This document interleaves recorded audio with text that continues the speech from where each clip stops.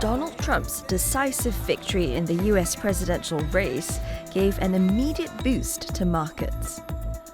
Wall Street hit record highs and the dollar posted its biggest gain in 8 years as investors piled into the Trump trade. From 2016 onwards, there was a certain asset class that was associated with the Trump economic policies.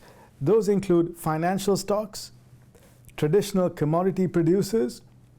It also includes providers of prison facilities, because the Trump administration has made the mass deportation of illegal immigrants one of its cornerstone policies. So there are a number of asset classes or a number of segments within the equity asset class that have been identified as beneficiaries of the Trump trade.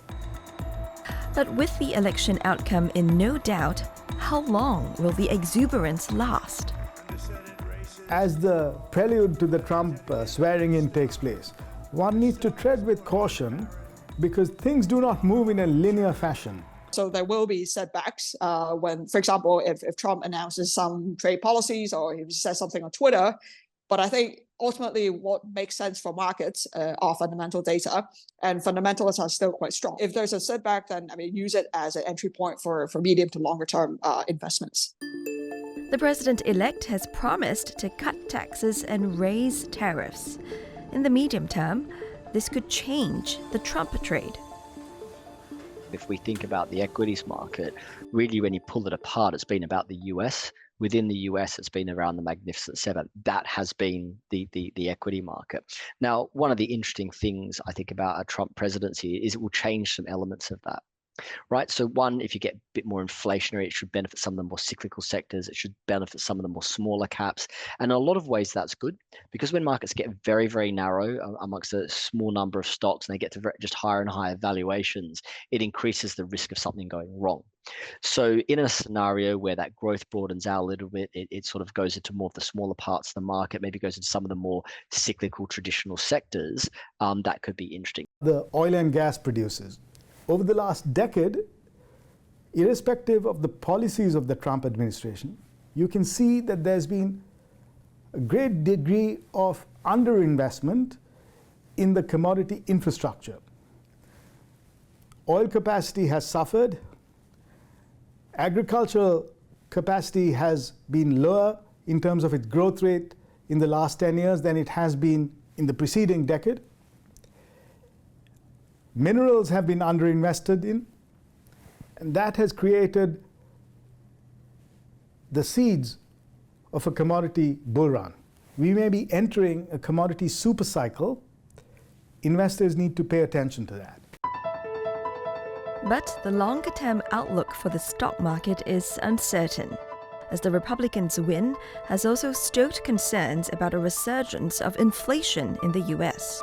And that could change the calculation for investors. We think that a lot of these Trump policies are actually pro-inflation.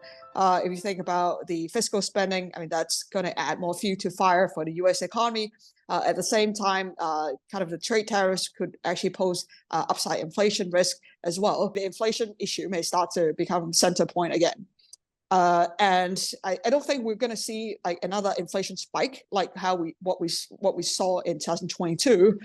But the risk is that if there are systemic issues coming out from whatever sector, then if inflation remains quite high, that means that the Fed has a lot fewer ammos to come to cut interest rates or do QE to rescue the economy. So the risk is that if we go into, deflation regime next year, then equities or risky assets may get negatively affected. In the longer term, the threat of tariffs also carries uncertainty for investment. But there's a silver lining, as that could create new opportunities in Asia. The immediate reaction is, Asia's going to struggle again because of tariffs.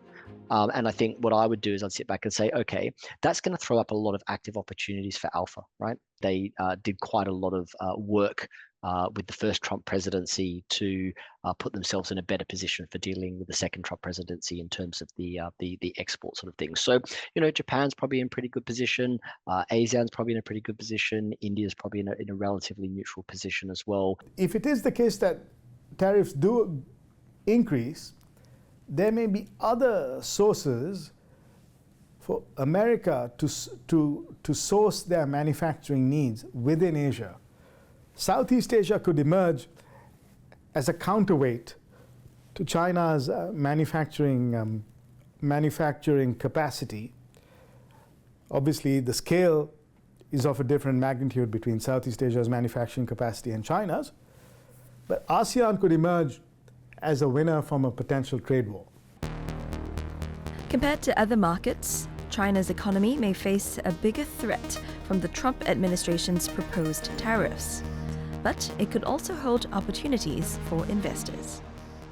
Tariffs are not a great thing, but to the extent that it can actually, somehow push local governments, local economies to kind of focus much more on domestic development, that could be a good outcome. As for the lessons of this post-election period, Mr. Trump's first victory in 2016 could provide clues to what could happen next. What happened is he did win, and the market went up. And I think that's an important point to start on reflecting. So then if we think about what happened is people assumed all these massive changes were going to happen. Like most political statements going into something, it never tends to be as extreme. And it tends to be a bit more nuanced. Trump's win also saw the US 10-year Treasury yield rising significantly, along with falling bond prices. Despite a declining bond market, analysts say there are still opportunities to be found in fixed income. You need to pick it up in a strategic manner at a time where interest rates are falling, at a time where the bond market seems to have certainly underperformed in the short term.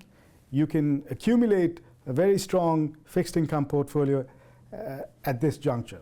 Investors need to have a balanced approach. So you need to have a portion of your assets in equities, a portion of your assets in fixed income, plus maybe a tenth of your asset allocation in an asset class that is not correlated to the other two. Diversification is the only free lunch in finance.